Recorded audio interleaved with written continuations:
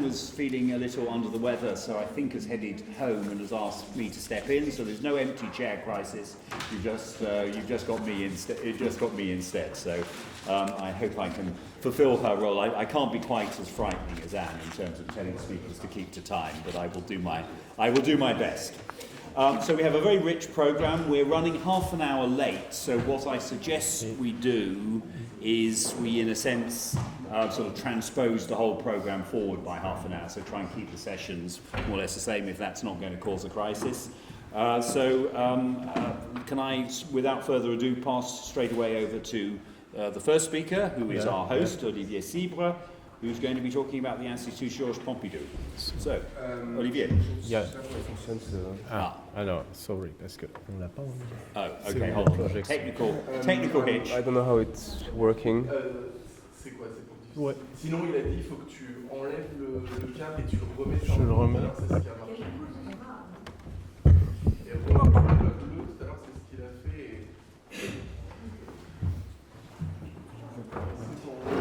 Try clicking on power. Ouais, parce que je pense que c'est par rapport à déjà. Il est ouvert déjà.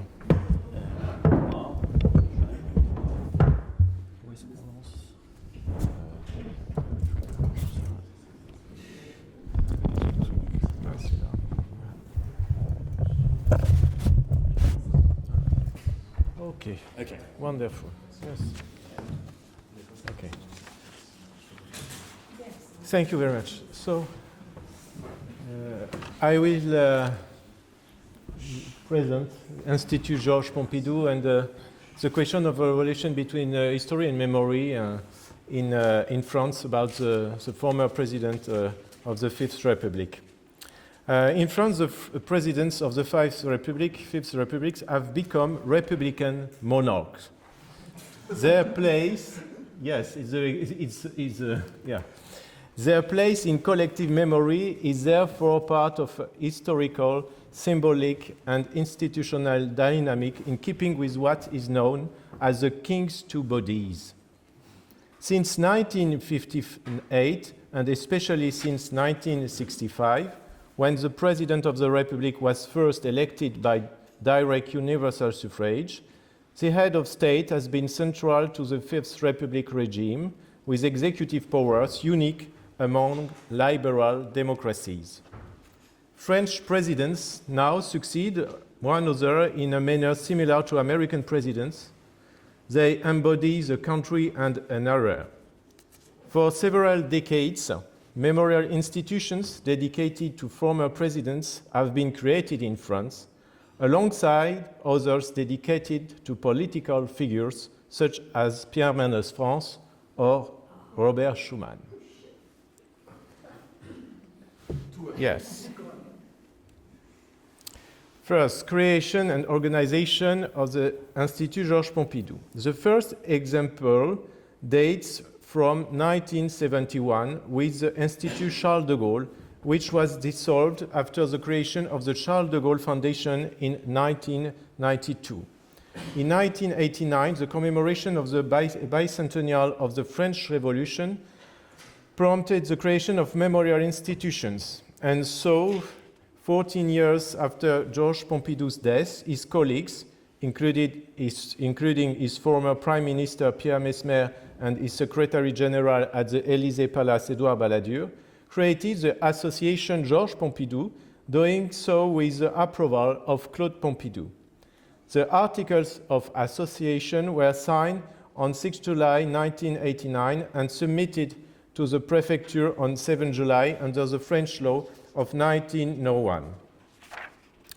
Transforming the AGP into Association Georges Pompidou into a foundation recognized as being in the public interest was considered in 1995 by its secretary Michel Voimant with a view to aligning with other memorial structures such as the Robert Schuman Foundation in 1991, the Jean Jaurès Foundations in 1992, and the François Mitterrand Institute in 1996, and especially to guaranteeing its financial sustainability.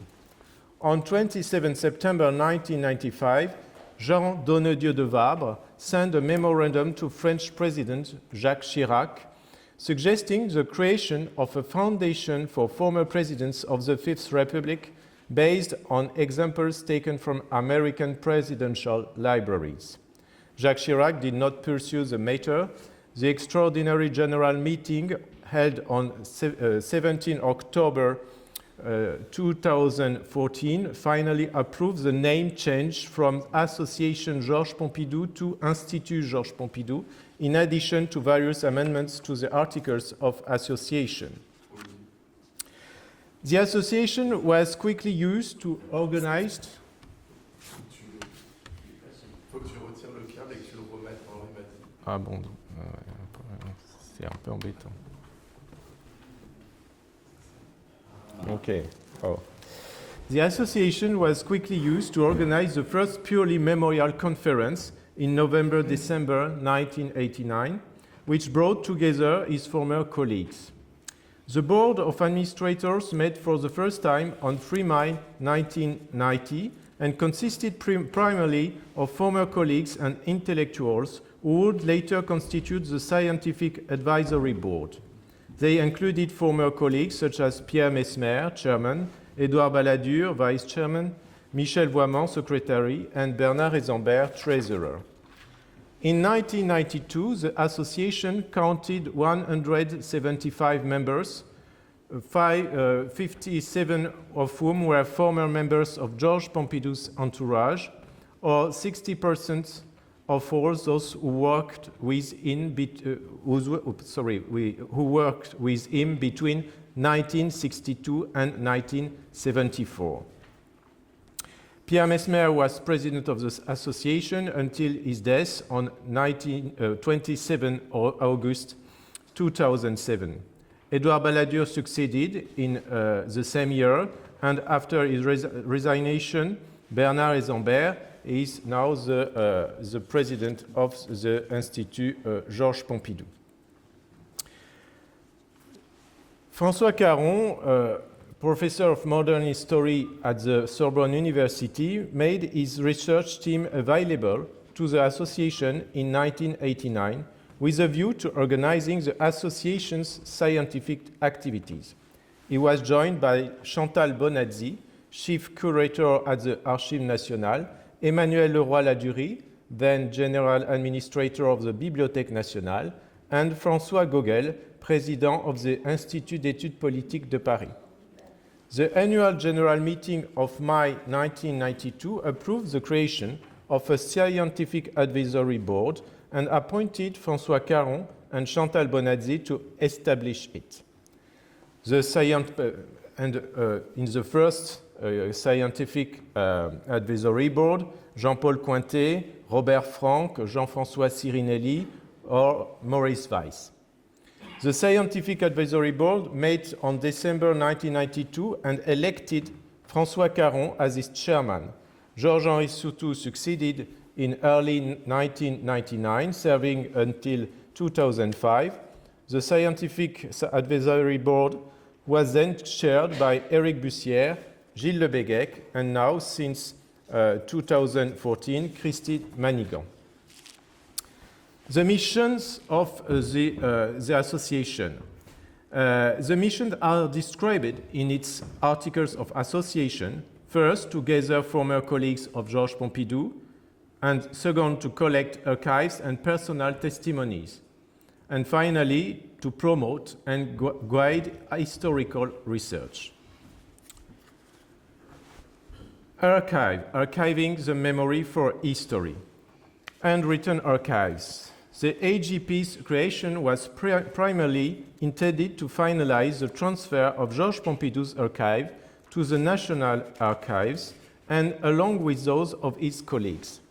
The first large archive was constituted in June 1974, based on an initial classification of the papers from the Presidency of the Republic, organized under the direction of Édouard Balladur, in the offices located at 8 Boulevard de la Tour Maubourg, the day after Georges Pompidou's death. Many of the archives resulting from this transfer were subject to consultation authorizations.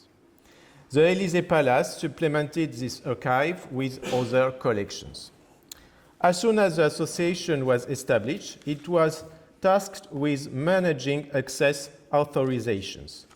The long-standing relationship between the Institut Georges Pompidou and the Archives nationales is now governed by a scientific partnership agreement signed on 5 July 2018. Since its creation, the association has encouraged former colleagues of Georges Pompidou to archive their paper. The collection of the Archives nationales have been supplemented by those of Simone Servet, Michel Voiman, Jean Danet de Marcillac, Olivier Philippe, Édouard Balladur, Henri Domergue, Michel Auriac, Jean-René Bernard, Michel Bruguière, etc., etc. They were further enlarged by the transfer of private archives from Pompidou-Domergue family in 1995 to 2016 and 2018, and by the final archival transfer from Michel Jobert in 2019.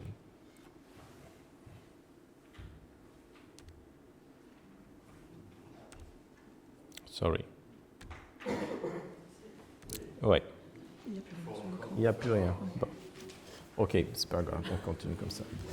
Oral Archives. Based on the model of the Comité pour l'histoire économique et financière de la France, the annual general meeting of May 1991 proposed the creation of an oral archive based on a systematic program of interviews that could be extended over a long period and that would involve those who worked with the president, ministers, staff, senior officials, trade union representatives, company directors, etc., as well as those close to him.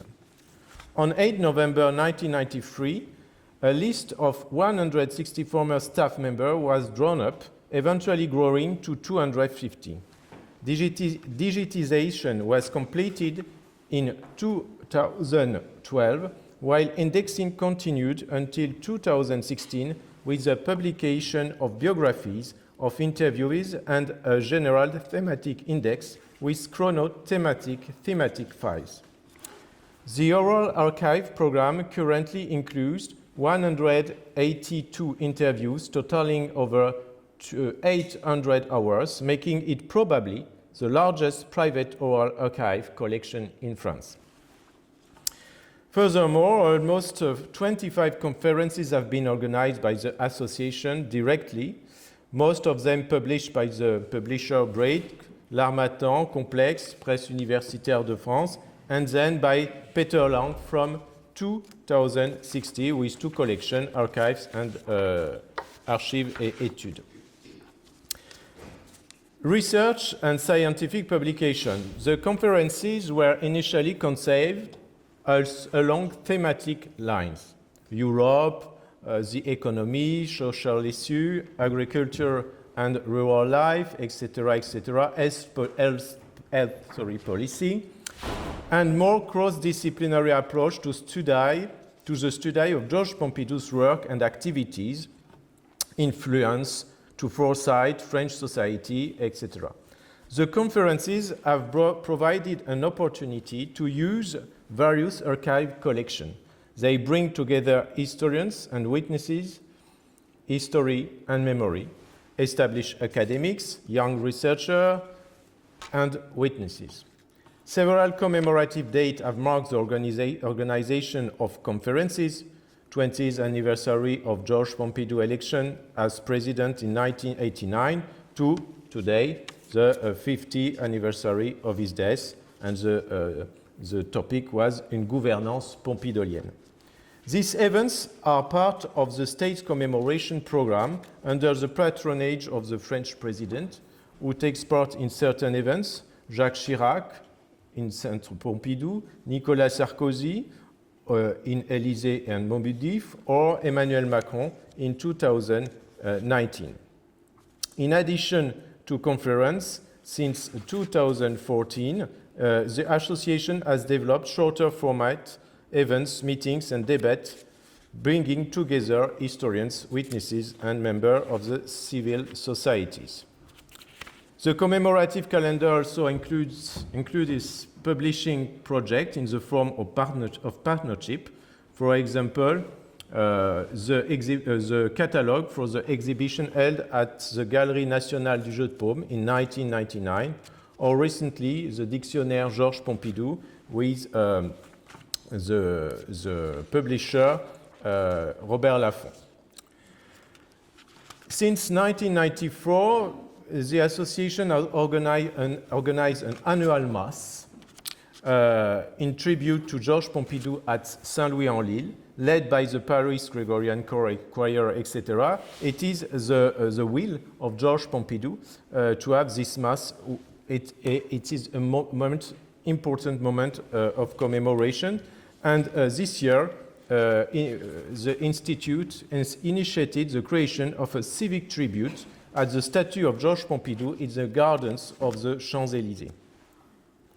The prize Georges Pompidou, created in 1980 by the Haut Comité de la Langue Française and the French Ministry of Culture, and the winners was, for example, well-known personalities, Yves Coppens, William Christie, Yann Arthus Bertrand, etc.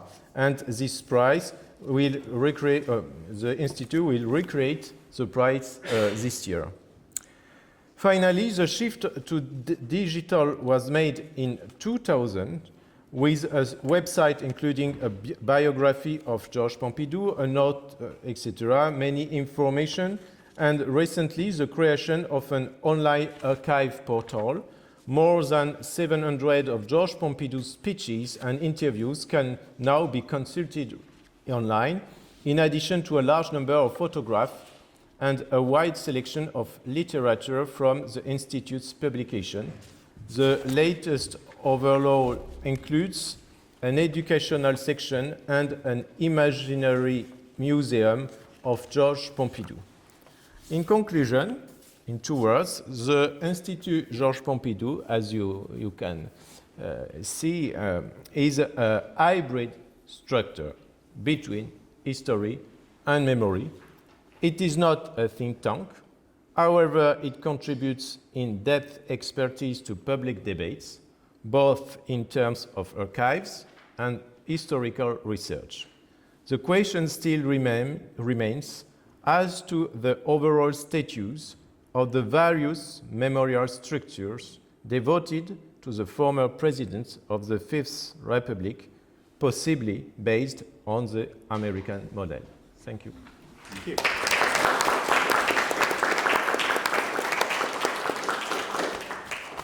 Thank you very much, particularly for keeping to time so accurately. Apologies for the sort of wonky technology, which seems to... Sophie nous dit peut-être qu'il faut donner un petit coup dans la prise d'en bas. Are you going to use PowerPoint also?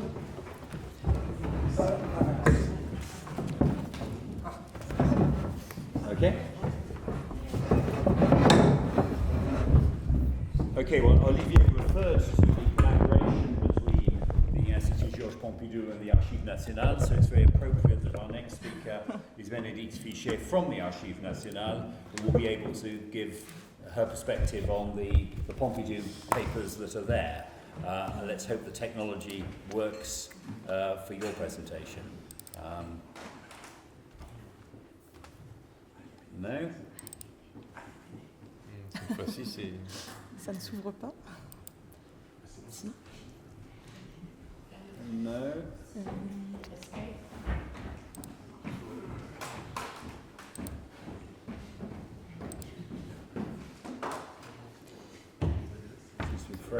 Comment il faut faire pour... couper la présentation de celle-là. D'accord. C'est ça, donc revenir sur celle-là.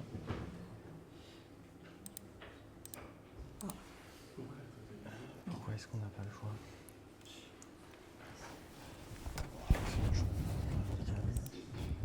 Pardon, du coup, c'est parti. C'est celle qui est là. Ah. Okay.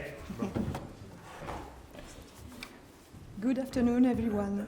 First of all, I would like to thank the organizers of this study day for their invitation, the Institut Georges Pompidou and the Maison Française d'Oxford. I'm delighted to be here to talk to you about Georges Pompidou's archives at the National Archives of France in Paris. In this presentation, I'm going to describe the various acquisitions made by the archive from 1974 to 2022. I will explain how the papers are arranged and described, how they are made available to the public and researchers, as well as showcased in exhibitions. My talk will be divided into three parts. Firstly, a few points about the history of the National Archives of France. Secondly, how the archives of French presidents are preserved, using Georges Pompidou as an example. Finally, the relationship between Edouard Heath and Georges Pompidou, with a presentation of the resource available to researchers at the National Archives.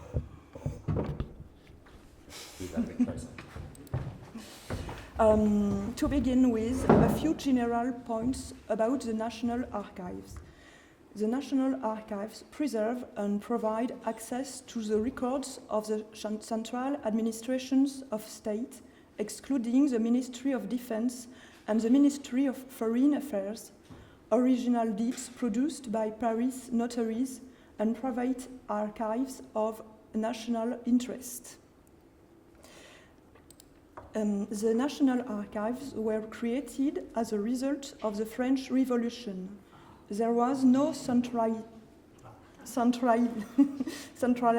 institution for archiving documents produced by all the government administration under the Ancien Régime. The Constituent Assembly brought these records together and called them National Archives on the 12th of September 1790. 4 years later, the National Convention passed a law on the 25th of June 1794, setting out their role on creating a central depository for the National Archives. The law set out three main principles which still apply today. The centralization of the nation's archives, free public access, and the need for a national archive network. The law of the 26th of October 1796 completed the system by setting up an archival service in the administrative capital of each department. Open access to public archives is particularly important principle. The 15th article of the Right of Man and the Citizen in 1789 states that society has a right to ask a public official for an accounting of his administration.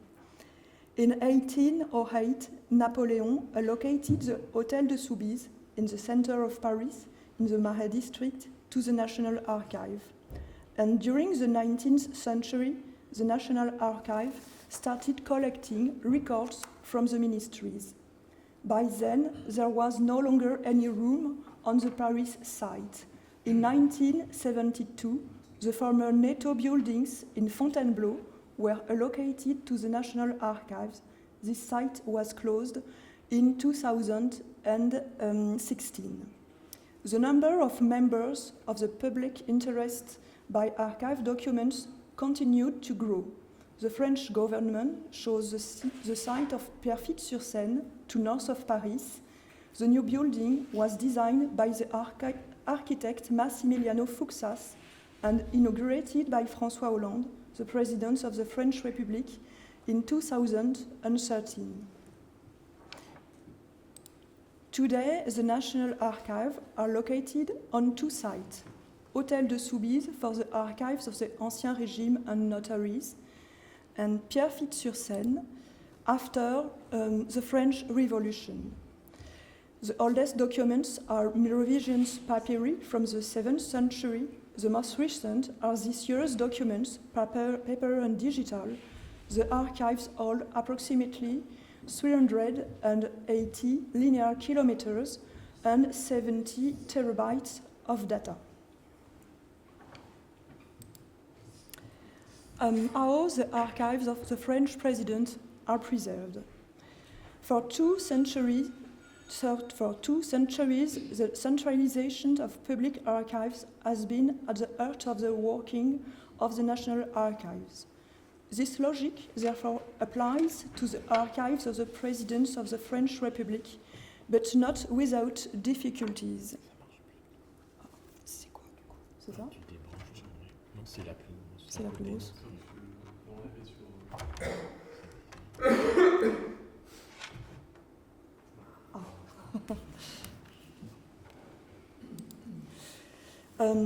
On the 21st of July, 1936, a decree made it compulsory to deposit state public papers at the National Archives, documents from ministries and state administrations that had outlived their usefulness. Under the Third and Fourth Republics, this text was not applied to the presidency. It was usual to clear the decks before the arrival of a successor. It was customary for presidents to manage their papers as they say fit after leaving the Élysée, and some advisor kept their file in order to track the progress of certain affairs. During his lifetime, Georges Pompidou was concerned with the posterity of his papers, both those produced and those received as aid of state. In the margin of a note on the Élysée archives written in 1971 by Henri Domergue, his advisor on cultural affairs and also his brother-in-law, Pompidou mentions that it is indeed necessary to collect the documents annotated by his hand and to have someone qualified them to submitting to him those for which he would have doubt as to the appropriateness of giving them archived status. In this sense, he is following in the footsteps of General de Gaulle, who recognized the importance of preserving his papers and called on the assistance of a curator from the National Library in 1961. This note, written in March 1971, specifies that the documents into two categories: files from the Élysée Palace and files from the General Secretariat of the French President's Office, defined as the archives of the President. These were, in fact, political files relating to Georges Pompidou's actions as head of state. Measures were taken by the two successive Élysée General Secretaries, Michel Jaubert and Édouard Balladur, to implement this organization, but by the time of the President's death, they had not yet been fully implemented.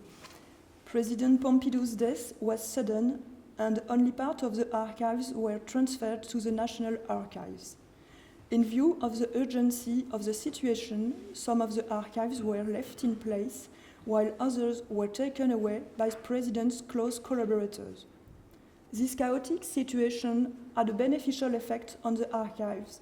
In order to avoid a repeat of this dispersal of public papers, the next president, Valéry Giscard d'Estaing, created an archivist position within the walls of the Élysée Palace. The role of the archivist at the Élysée Palace is to manage the day-to-day organization of the archives and prepare them for deposit at the National Archives. The Élysée archivist is in constant contact with the archivist in charge of the presidential archives at the National Archives, who is more concerned with long-term conservation. As a result, an archivist was gradually recruited for the Prime Minister at Matignon and for each ministry in the late 1970s. For Pompidou, the problem was therefore the incomplete nature of what had been collected by the National Archives in 1974 and the dispersal of some of the files. In 1999, two men decided to found the Georges Pompidou Association, Édouard Balladur and Pierre Mesfer. One of their roles was to re-establish contact with Georges Pompidou's former advisors and to collect archives held in private hands. This joint project between the National Archives and the Institut Georges Pompidou has proved highly fruitful. In 1996, the National Archives published an inventory describing 1,250 boxes. This inventory brings together the public presidential archives of Georges Pompidou as well as those of several of his collaborators. However, this inventory is far from marking the end of Georges Pompidou's archive collection for two main reasons. Firstly, because a number of former advisors, close associates of the president of their family, continued to hand over documents to the National Archives. On the other hand, Claude Pompidou, Georges Pompidou's widow, and her son, Professor Alain Pompidou, wished to entrust documents previously kept in their home, leading to the creation for a personal collection to differentiate it from the presidential collection. The personal collection has been regularly added to year after year and complements the presidential collection. Although not very voluminous, it is of great historical value. Among other things, it contained a diary in notebook form covering the period from 1949 to 1953. This diary provides a wealth of information of the relationship between Général de Gaulle and Georges Pompidou. There is also an abundance of correspondence maintained until his death with his childhood friend Robert Pujol, several literary manuscripts, both published and unpublished, are also worthy of mention. More usually, this archive includes objects of great symbolic significance, such as Georges Pompidou briefcase when he was Prime Minister.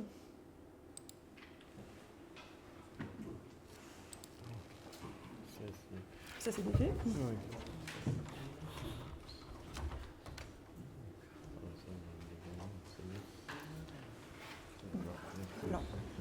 The last slide in Pierrefitte-sur-Seine with the presidential collection, and the next photographs and objects.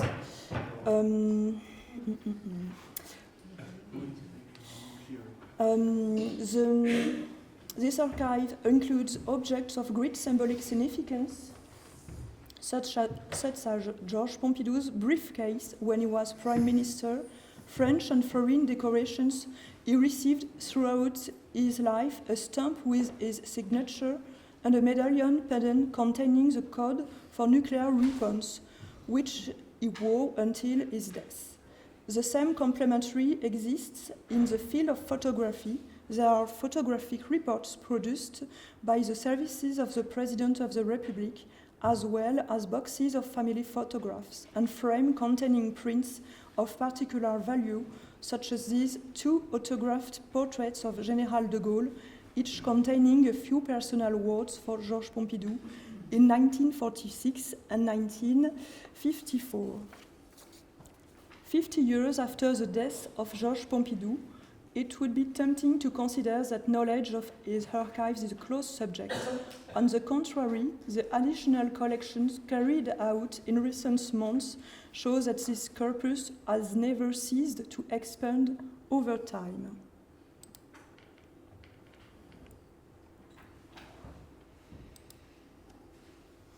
The relationship between Edward Heath and Georges Pompidou, with a presentation of the resources available to researchers at the National Archive, with just a few examples. The most important collection to consult is the presidential collection. Firstly, we have the boxes containing the president's own documents with the minutes of the various meetings between Heath and Pompidou. It is in these boxes that we have the originals of the letter sent by Edward Heath to Georges Pompidou and a copy of those sent by Pompidou. For example, Georges Pompidou wrote on the 29th of October 1971 to congratulate the United Kingdom on its entry into the common market after the vote, and Edward Heath sent him a reply. We also have a letter from Edward Heath to Georges Pompidou after his visit to Paris in May 1971.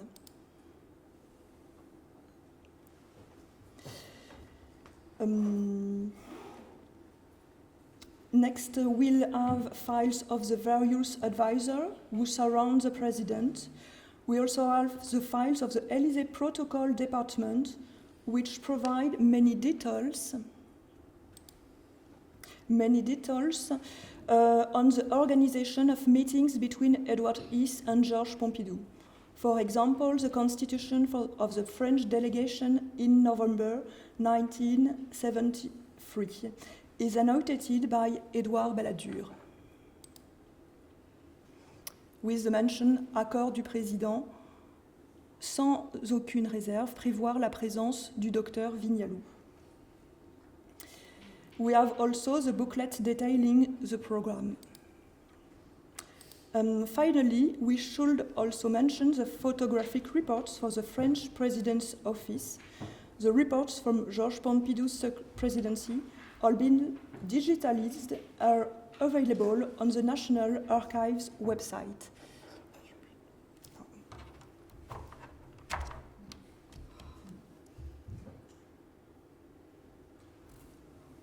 Les autres manquaient aussi ou pas? Okay. With two examples. To conclude, I hope that this short presentation of the French Presidential Archives has given you an idea of how state papers are kept. I also hope that it has inspired you to cross the channel and visit the reading room of the National Archives in Paris.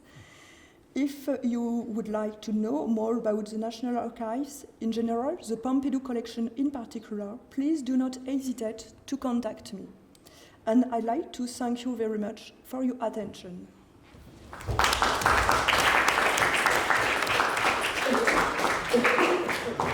Thank you very much, particularly for coping with the technological challenges throughout.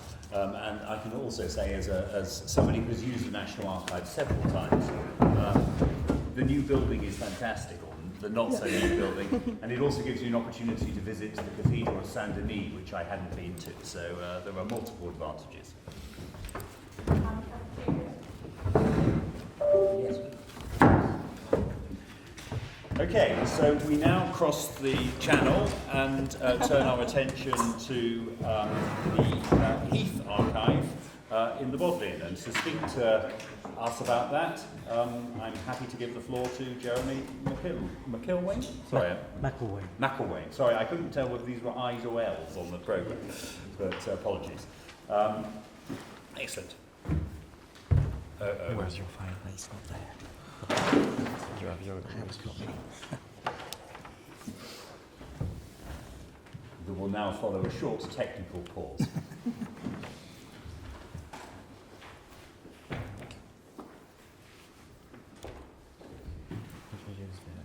That was nice. That's what easy. Except I'm left-handed.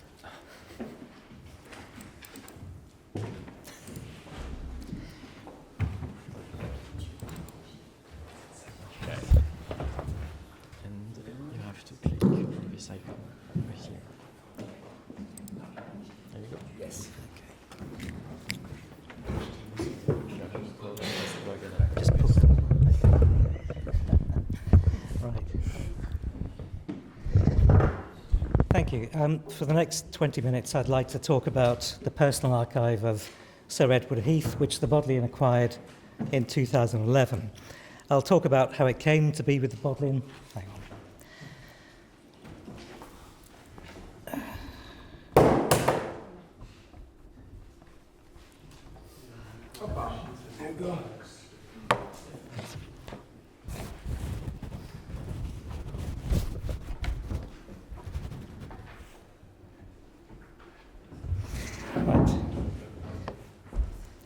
So I'll talk about how it came to be with the Bodleian, its place within the wider context of political archives, both at the Bodleian and more broadly within the UK, and then I'll outline the progress that we've made in making it available for research and talk about some of the issues that we've faced along the way.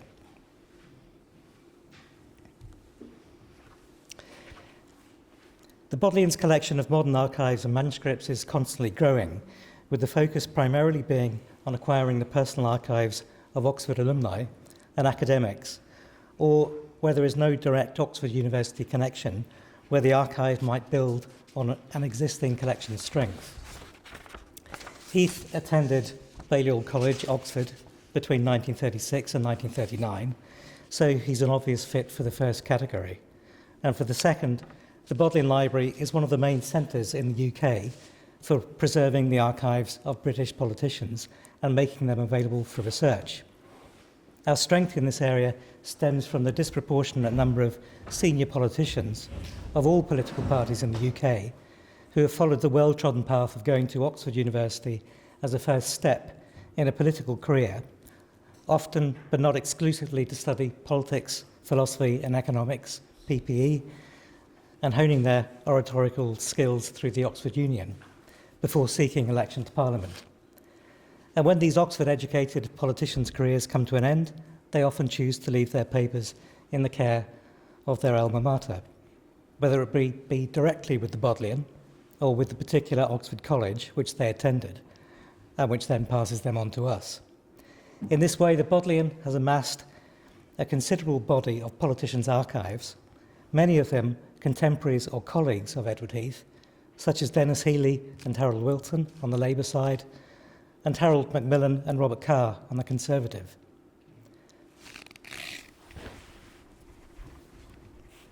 Besides politicians' archives, we also have a collection strength in British diplomats' papers, such as Patrick Riley, the British ambassador to Paris between 1965 and 1968. Since 1978, the Bodleian has also been the home of the archive of the British Conservative Party. All in all, it meant that when Heath's papers came up for sale in 2010, there was no more appropriate place for them than the Bodleian.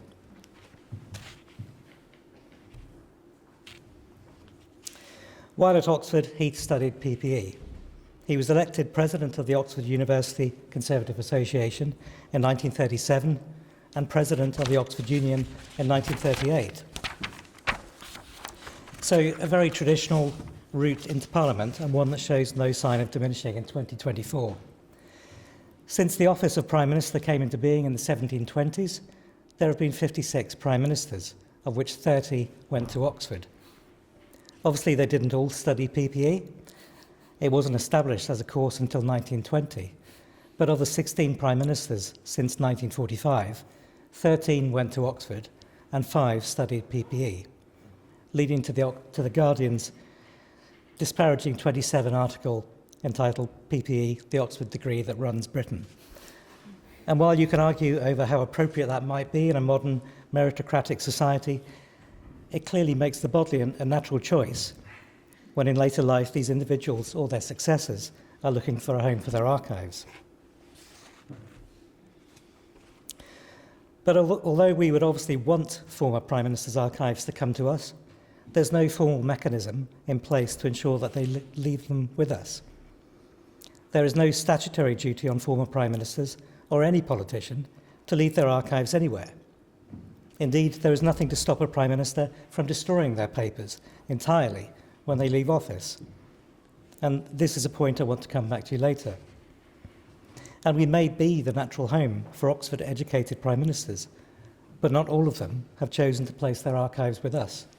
The most obvious is Margaret Thatcher, who attended Somerville College, Oxford, but who chose instead to deposit her archive with the Churchill Archive Centre in Cambridge in 2001. But because of its reputation as a centre for British political archives, the Bodleian has also been able to acquire the personal archives of some Prime Ministers who didn't go to Oxford, or any university at all, such as Disraeli and Callaghan. The Bodleian now holds the personal archives of 7 former Prime Ministers, which besides Heath includes Benjamin Disraeli, H.H. Asquith, Clement Attlee, Harold Macmillan, Harold Wilson and Jim Callaghan. But there is also archival material relating to the majority of past Prime Ministers to varying degrees found as correspondence within the 600 or so personal archives in our care.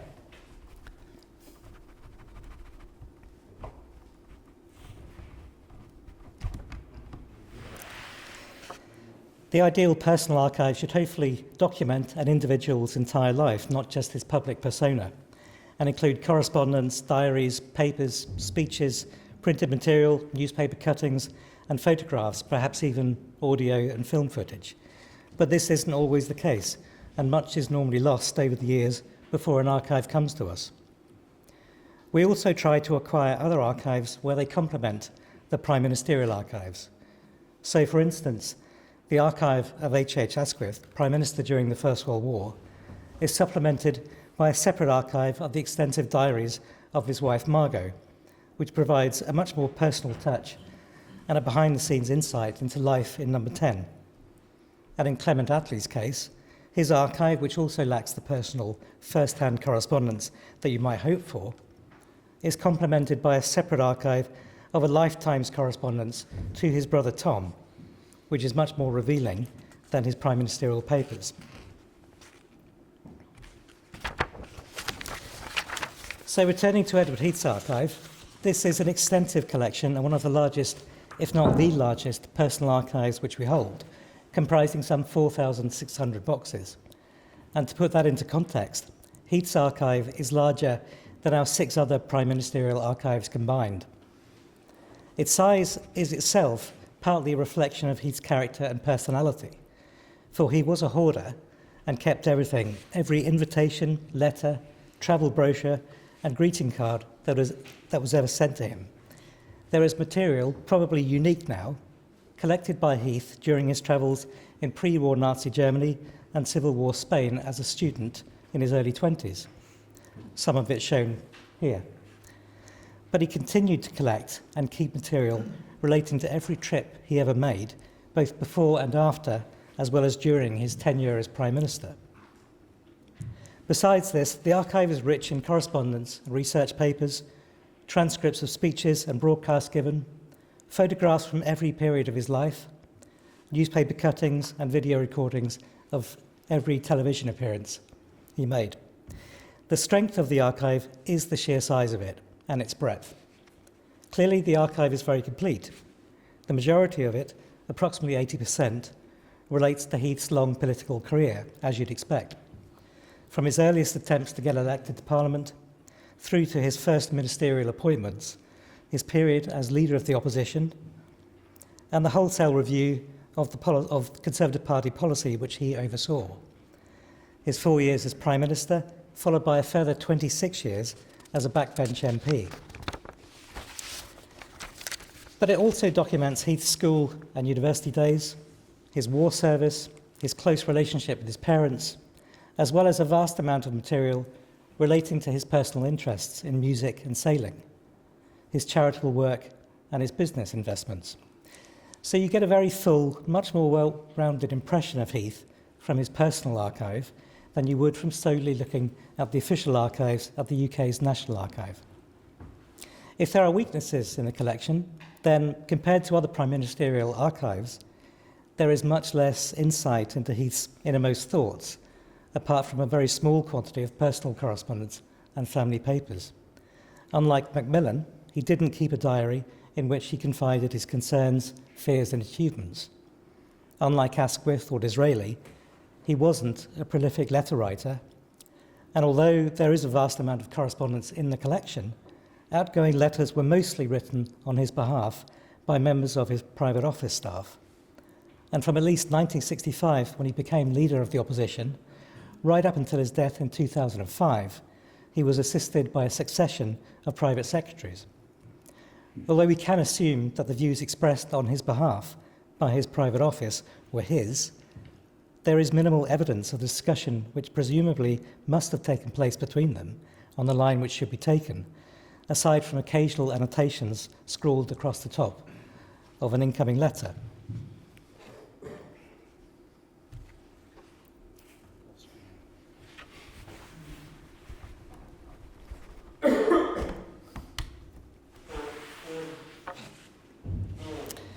The sheer size of the archive begs the question, where was it stored before Heath acquired Arundel's in 1985, the house near Salisbury Cathedral, in which he was to live for the remainder of his life? Before he became Prime Minister, Heath lived in an apartment complex, Albany, in Piccadilly, From July 1974, shortly after he left office, he rented a house in Wilton Street, Belgravia, which he kept on as his London residence until old age. And it's likely that it was here that Heath's accumulated papers first started coming together to form a coherent archive. There is material relating to the archive itself in the archive, but this mostly relates to the 1980s onwards, once Heath had acquired Arundel's. Although more will probably be revealed as we delve further into his archive.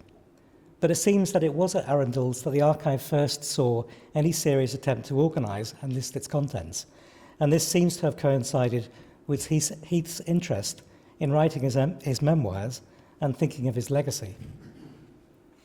It was stored in a large outbuilding of the house with specially constructed shelves and was fairly well organised.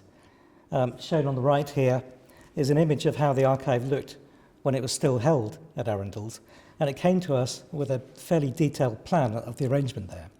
And we've tried to stick as closely as possible to that arrangement for the evidential value that provides about Heath's thinking.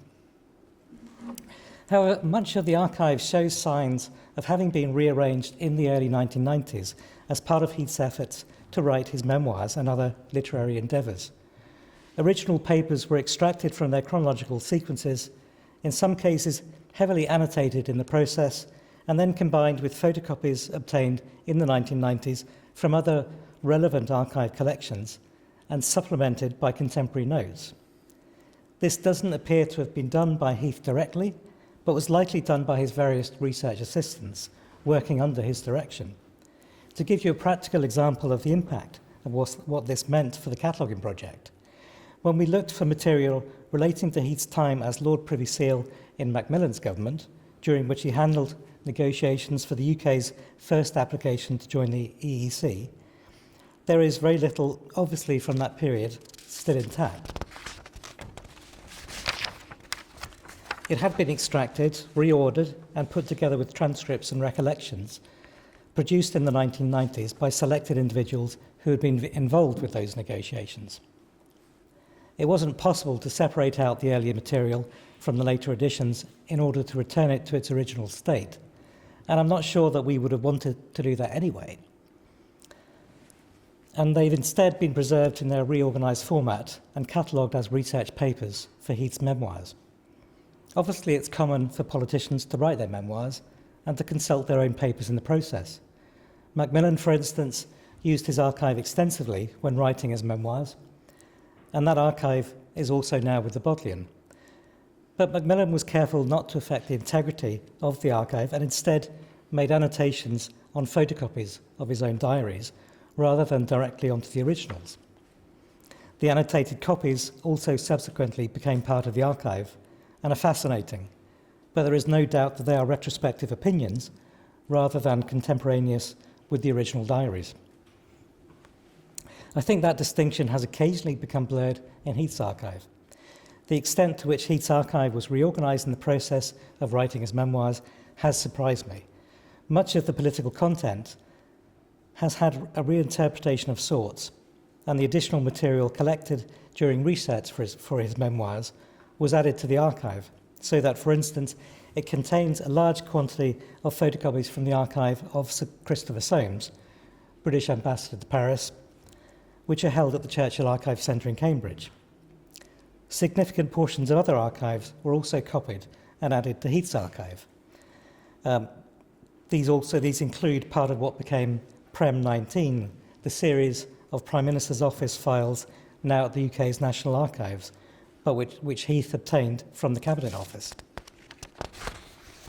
Files from the Conservative Party archive, which by then had been deposited with the Bodleian, material from the UK's Foreign Office, the US National Archives, and probably more surprisingly, from Margaret Thatcher's archive, also at Churchill Archive Centre.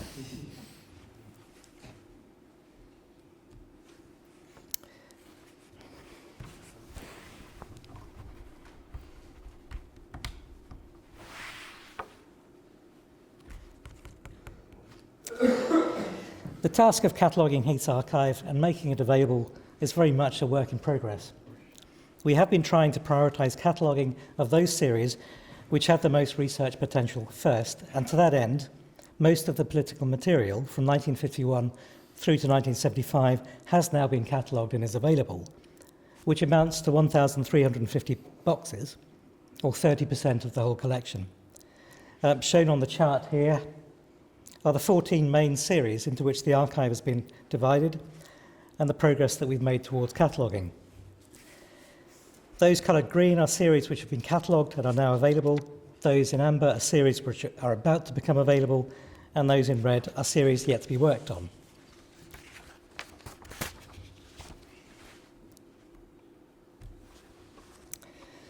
So that still leaves a significant number of boxes, nearly 1,300, relating to Heath's long period as a backbench MP from 1975 to 2001. And I've chosen this image from the collection as I think it illustrates well how active Heath still was, using his position as former Prime Minister and elder statesman to mediate for the release of hostages following Iraq's invasion of Kuwait in 1990.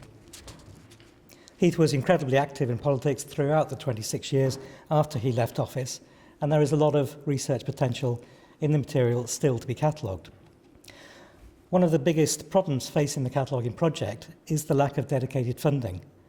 Unlike most of our prime ministerial archives, the Heath archive wasn't donated to the Bodleian outright, and we had to buy it at a cost of £825,000, which we were only able to do with grants from the National Heritage Memorial Fund and Friends of the Bodleian. Crucially, that amount didn't provide any support towards the cost of cataloguing the archive, or indeed promoting it once it had been catalogued. A full-time professional archivist for 3 years would have cost in the region of £150,000, with possibly another £25,000 to cover the cost of acid-free boxes and folders to ensure the archive's long-term preservation. So cataloguing has progressed piecemeal, with staff assigned to catalogue small sections as and when resources come available. To date, 12 people have worked on aspects of the Heath archive. But needs must, and we have now made available the material which most researchers wish to see. The costs involved in processing a large personal archive such as this brings me back to my earlier point about the lack of any statutory provision for prime ministerial papers, and the need for institutions such as the Bodleian to find the funds necessary to ensure that important collections such as this remain in the UK and are accessible for research. In the United States, a presidential library has been established for every president since Herbert Hoover, who left office in 1933, in their home state. And since 1940, the presidential libraries have been under federal control and are overseen by the Office of Presidential Libraries in the National Archives and Records Administration. They are mandated not only to catalogue each president's papers, but also to provide exhibitions and education programs. Barack Obama's presidential library will be the first fully digitised library. In the UK, we have a very different approach and rely on institutions such as the Bodleian to preserve the national heritage, supported with charitable donations. But rather than establishing prime ministerial libraries on the American model, perhaps it is better for prime ministerial archives not to be given special treatment and for them to be placed with other archives of the same ilk, which is more beneficial to researchers. I think there is a balance to be had between providing statutory protection for crucially important collections such as this, and the right of individuals to do as they wish with what is their own private property.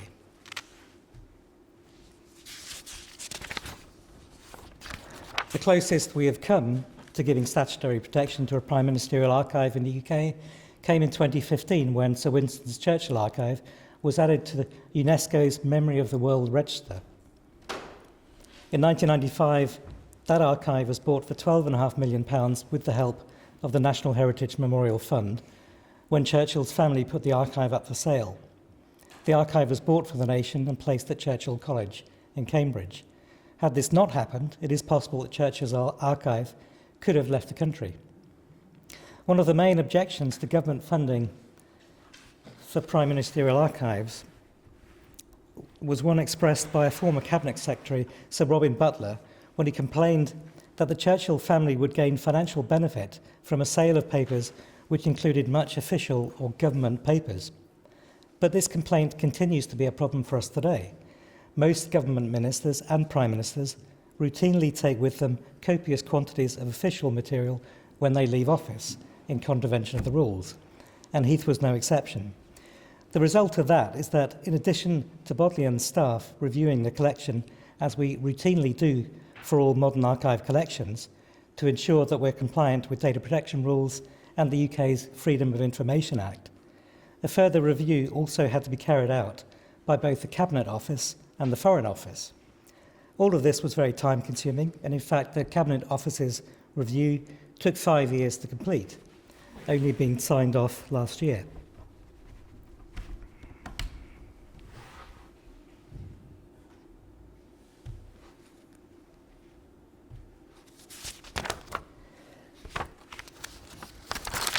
That was at least something we anticipated, but in the case of Heath's archive, we also had the added difficulty of a police investigation into allegations of historical sexual abuse.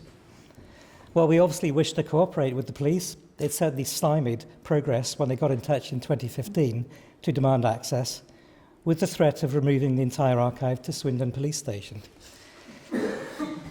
But even their trawl through the archives took 2 years to conclude.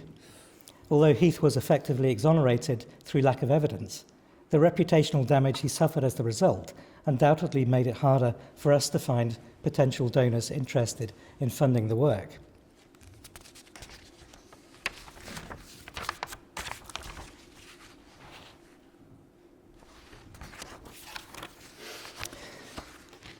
As I mentioned earlier, there is no obligation on the Prime Minister to even keep their personal papers, let alone to place them in the care of an institution like the Bodleian in order to make them available for academic research. I'm not aware of any recent Prime Minister who has destroyed their papers, but there is one, Douglas Hume, whose papers are still in the custody of the family and not accessible to researchers 60 years after he left office. All of the Prime Ministers since Gordon Brown went to Oxford, so we are hopeful that more Prime Ministerial collections will come our way in the future, although this is by no means certain. So, in conclusion, it has been an interesting project to work on, and most of the challenges we faced are not exclusive to this archive, but to the cataloguing of large personal archives of public figures more generally. It would certainly be useful to talk more with archivists from France about the alternative models. And I want to reiterate what a great resource the Heath Archive will be once it's fully catalogued and available. There is plenty of material for researchers on all aspects of Heath's premiership, and it's already an essential resource for anyone studying British politics in the 1970s and Britain's relations with Europe. And I'm delighted to have had the opportunity to talk to you today and promote the archive's availability.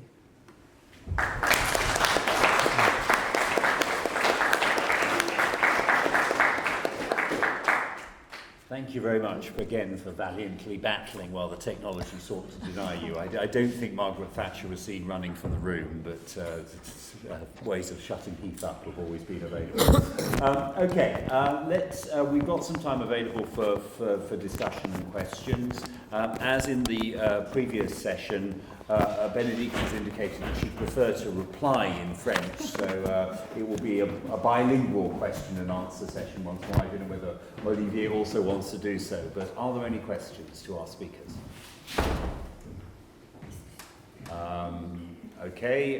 Yes, I can see over here. So there's, yeah.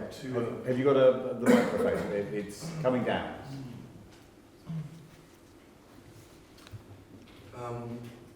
J'ai deux questions, about two questions. Une première pour Bénédicte.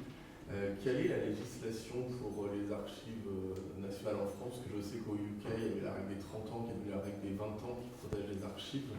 Qu'en est-il des restrictions qu'on doit attendre ou des choses comme ça?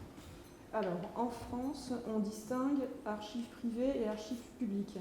Pour resituer, en fait, on a deux grandes lois archives, 1979, ensuite 2008, et entre-temps, il y a eu le Code du patrimoine qui est général à tous les métiers du patrimoine, donc avec un livre dédié aux archives. C'est-à-dire que quand je dis 1979, vous voyez que pour la question de Pompidou, on est avant tout ça, ce qui explique ce phénomène de dispersion et le besoin de concours d'associations mémorielles telles que l'Institut Georges Pompidou pour pouvoir remettre la main après coup sur les archives, ce qui explique que 50 ans plus tard, on collecte encore chez les anciens conseillers.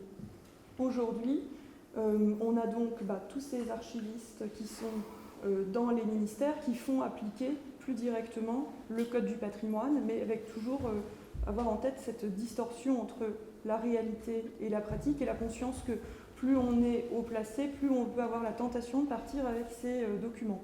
Donc il y a eu aussi une dérogation particulière pour les premiers ministres et pour les présidents de la République, qui est la signature de ce que l'on appelle en français un protocole.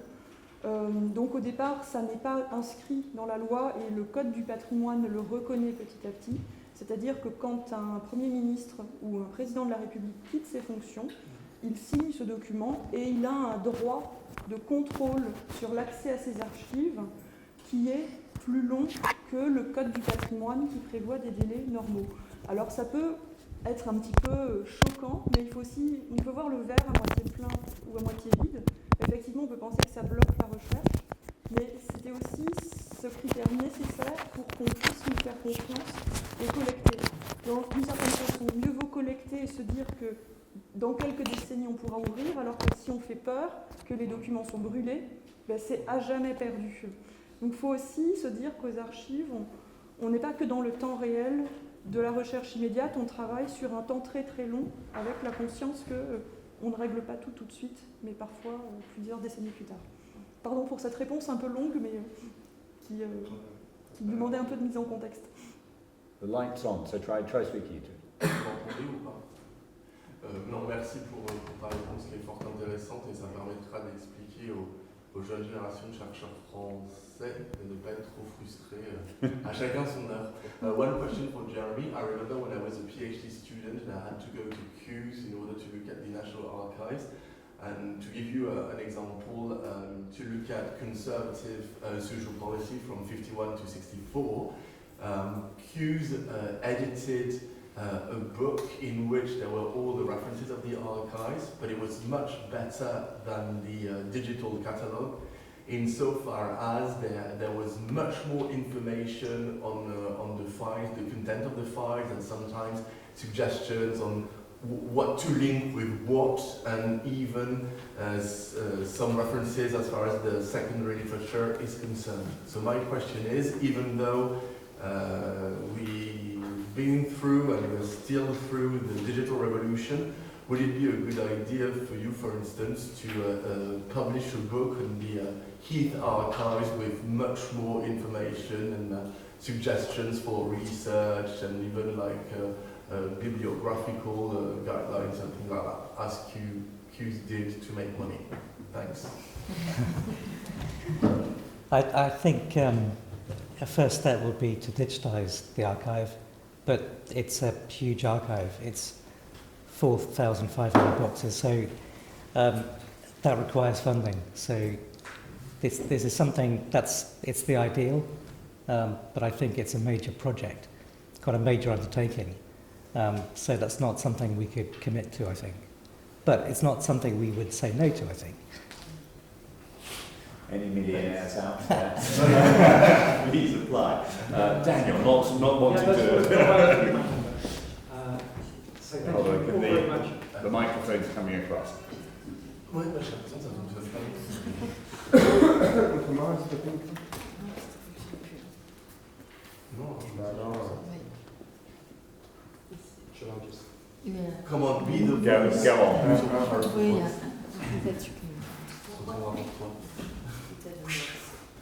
So, thank you all very much. I do have a specific couple of questions for Jeremy, partly because it links to the presentation I'll be giving next. So what, in terms of the sort of proportion of the archive, what has been catalogued, what has not been, and what remains to be catalogued in terms of what's in it? So that's my first question. And the second thought, in terms of your pursuit of funding, I just wonder, given with the sort of current state of British politics and Heath's type of centrist conservatism, apparently having disappeared from our present Conservative Party, there is a lot of interest emerging in how is that form of conservatism resurrected, and I wonder if there's potential among those who are traditionally from that sort of part of the party to potentially find supporters in your pursuit of funds. Just a thought. Yeah, that's interesting. I mean, I think Heath's been out of favour for a good many years, so after the election, we'll see what happens. But going back to the proportion of the archive that's catalogued, I think we've probably got about 2/3 of it catalogued. A third of it is available, another third is about to become available, and another third has yet to be worked on. So there's about, the prime ministerial period is 430 boxes. The leader of the opposition period covers about 850 boxes. So there's a lot of material out there that's available. And there's various other sections. Thematically, I mean, have you approached it thematically, what's being catalogued so far? We catalogued leader of the opposition papers first, and then we catalogued the prime ministerial papers. And we're picking odd series just as and when resources come available where we can tackle a particular size project. So we've done the priority material, and now we're catching up on the rest of it. Yes. Again, there's no microphone, so just speak loud. Okay, so I just speak louder. We can hear you. Okay, thank you very much. I'd like to look back just to a particular period of the Heath premiership, namely to October 1973, which was when the October War happened in the Middle East. And at that time I took a very keen interest in what was going on, was in touch with a lot of ministers, a lot of civil servants and others. Now, it occurred to me afterwards that what I didn't know about were decisions, British decisions about whether they would accept American delivery of arms for Israel that would land in Britain, which I gathered afterwards that they wouldn't. And this brings up the general question of intelligence materials and whether one can judge the ordinary archives without looking at those, and what the situation is about certain sensitive matters. And so what are your views on that? How many of those matters are in an ordinary archive? And if they're not, is there a way in which one can look at them? There are some materials, some intelligence materials in the archive. It shouldn't be there, but it is. And it has been reviewed by the Cabinet Office and the Foreign Office. So that is definitely closed under Freedom of Information Act exemptions. And my view on that is that that's quite right. I think we need to be guided by them on that material.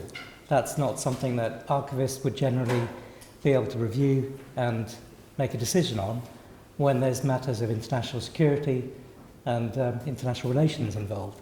So I'm quite happy for us to be guided by the Foreign Office, and it's usually former security services personnel who come and review that sort of material. So that's definitely something that we're happy to have reviewed on our behalf. Plus, is it your impression that I've often heard that you have to go to American archives to find out what was going on secretly in Britain because they're more liberal than we are? Definitely. It's also, of course, that countries tend to be more liberal with other countries' secrets. So, if you want to find out about the funding of the Rassemblement du Peuple Français, so de Gaulle's political movement, you go to the CIA archives, you don't go to the French archives. Thank you very much. Any further questions? Yes, right at the back there. Again, you'll just have to shout, I'm afraid. This is a question pour les deux spécialistes des archives. Je pense au temps futur pour les archives, c'est peut-être un peu audacieux. Mais maintenant, dans les ministères, j'imagine que c'est comme dans les banques, on écrit des emails, on envoie des SMS. Est-ce que les archivistes mènent une réflexion pour savoir comment ils vont conserver des matériaux pour le futur? Which of you wants to go first on that? Je commence. Okay. Alors effectivement, on a maintenant cette complémentarité des supports papier et numérique, et par numérique, pas uniquement les emails, mais vous le citiez, les échanges par SMS, quand on voit certains cabinets où on sait l'importance de ce type de messagerie rapide pour prendre des décisions. On a des réflexions qui sont menées aux Archives nationales depuis les années 80, avec le premier temps de la dématérialisation. Ce que l'on voit encore aujourd'hui, c'est quand même vraiment le fait qu'on doublonne souvent. On n'est pas dans du 100% dématérialisé. Et là encore, je pense qu'il faut peut-être différencier ce qui peut être une espèce de foi dans un tout numérique, c'est-à-dire tout est accessible tout de suite, et qu'est-ce que l'on en aura vraiment dans 50 ans, dans 100 ans, où on a finalement parfois une difficulté à vraiment projeter comment dans 50 ans, dans 100 ans, on pourra lire des supports, alors même que un disque dur, une disquette d'il y a 10 ans ou d'il y a 15 ans, on n'arrive plus à la lire. Ça, c'est une première remarque d'ordre technique. Une autre remarque que je souhaiterais vous partager, c'est plutôt sur le processus de la prise de décision. Quand vous avez une archive papier, tout à l'heure dans ma présentation, je vous ai montré un document extrait du service du protocole avec une annotation d'Édouard Balladur qui était à ce moment-là secrétaire général de l'Élysée. On voit que le document est passé par la main du secrétaire général, on reconnaît son écriture. Et dans certains documents, c'est absolument passionnant parce que certains secrétariats vont même mettre les dates, donc on sait quel jour, qui a lu quoi. Aujourd'hui, avec un email, on ne peut plus forcément avoir cette certitude de qui a fait quoi, qui tient l'email, est-ce que c'est vraiment la personne dont c'est le nom, est-ce que c'est quelqu'un d'autre. Donc effectivement, on aura aussi une difficulté pour l'avenir à avoir cette même qualité d'analyse de l'information. Vous ne songez pas à avoir des archives papier, c'est-à-dire à reprendre les emails et à tout réécrire, retaper? Actuellement, ce que l'on observe, nous, on ne va pas rematérialiser ce qui a été dématérialisé, mais quand on collecte les archives, actuellement, on fait généralement une collecte papier et numérique, et on voit que beaucoup de services impriment encore leur email avec une annotation manuscrite qui, justement, est une preuve de validation. Donc, peut-être que dans quelques décennies, on aura plus confiance dans les outils, mais actuellement, dès lors qu'il y a vraiment des prises de décision importantes, généralement, on constate qu'on a une forme de doublon papier-numérique. Est-ce que c'est la même chose? Is it the same thing in the UK? I'm sorry, what was the original question? Could you translate? So the question is sort of what's the approach to, in a sense, born digital material into communications by text or by WhatsApp, still more, I suppose, and sort of has the British archival sort of collective, as it were, begun a discussion about how to deal with materials of that sort? Well, we are collecting that material. We have been for at least 10 years, I think, so we do have the capacity to preserve that material. That's been ongoing for some time. I think dealing with WhatsApp messages, that's a different issue. There's still probably things to be resolved in that aspect. But email archives certainly are already being preserved. One of the challenges is always, has the legislation kept up? Because I remember sort of in the Iran-Contra affair, one of the loopholes that Oliver North was able to use to get away with the fact that he destroyed documents is that at that stage American legislation didn't cover emails, which is what the messages have been sent by. Now, presumably the law has to sort of keep up with the technology in terms of what's being used. I do think there's been a continuous effort since the Freedom of Information Act came in to circumvent the basis of that legislation. There has to be ongoing rules. During the Leveson inquiry, there are messages being subpoenaed, WhatsApp messages, text messages. There's always ways to circumvent the rules, and so we're constantly playing catch up in that regard. Thank you. Thanks. Any further questions to any of our speakers? Or do we all want a coffee break? Okay, well in that case I suggest we give everybody a round of applause and go and have some coffee.